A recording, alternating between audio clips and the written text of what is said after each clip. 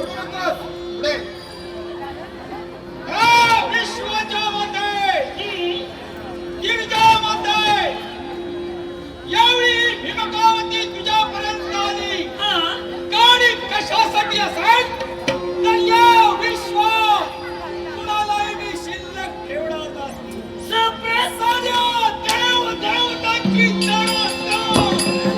पण हे भीमकावते या कैलास पर्वताच्या ठिकाणी तीव्र आली होते.